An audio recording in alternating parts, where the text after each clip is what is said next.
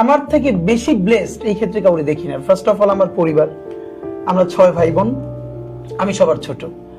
আমার বড় ভাই উনি বাংলাদেশের একটা বিখ্যাত কামিল মাদ্রাসার প্রিন্সিপাল এবং বাংলাদেশ খুবই নাম করা একটা মসজিদের খতিব। আচ্ছা।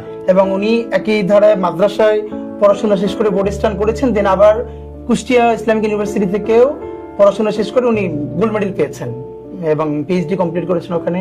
আমার পরের ভাই সেও জগন্নাথ ইউনিভার্সিটি থেকে ফার্স্ট ক্লাস ফার্স্ট। আমার বোন সে টিচার, সেও ইন্টারে মাদ্রাসায় সারা বাংলাদেশে মেয়েদের মধ্যে ফার্স্ট হয়েছিল। আমার আব্বা ছিলেন আমার কমিউনিটির, আমার জেলার খুবই সম্মানিত একজন আলেম। আমাদের ভালো লাগার যেটা হলো, আমরা সবসময় বলি যে আমার আব্বা হচ্ছে শরীফ মাওলানা আব্দুল হাদী, আমার পুরো উপজেলা হাদী হুজুর বললেই সবাই চেনে। এবং আব্বার নামটা আমার নাম এখন পরিচিত হয়ে গেছে, আমার নামটা ছিল ওসমান বিন হাদী। আচ্ছা। তো এই যে সবাই এখন হাদী বলেই আমাকে চেনে, মেইনলি হাদী আমার আব্বার নাম। তো এটা আমার জন্য খুব আনন্দেরও। এই জন্য এমনি দেখবেন যে আমার যারা আগে চেনে, আমার ফ্রেন্ডরা ওসমান নামে ডাকে, আর শেষে এখন লাস্ট নেম হিসাবে সবাই হাদী ডাকে। মানে এই জন্য বলা যে এই ইনসাফের যে ধারণাটা এবং যা মুখে বলি সেটারে ধারণ করা, বা যা ধারণ করি সেটা কোনো ভয়ভীতি ছাড়া বলে ফেলায়, পুরো জার্নিটা আমার আব্বার কাছ থেকে এসেছে।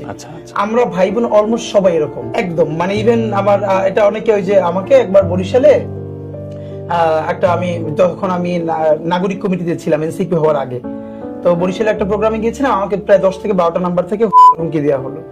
আমার পরিবারের সব মেয়েরা কিন্তু একদমই নিকাব করে, হিজাব করে, আবার প্যারালালি তারা ইউনিভার্সিটিতেও পড়াশোনা করে।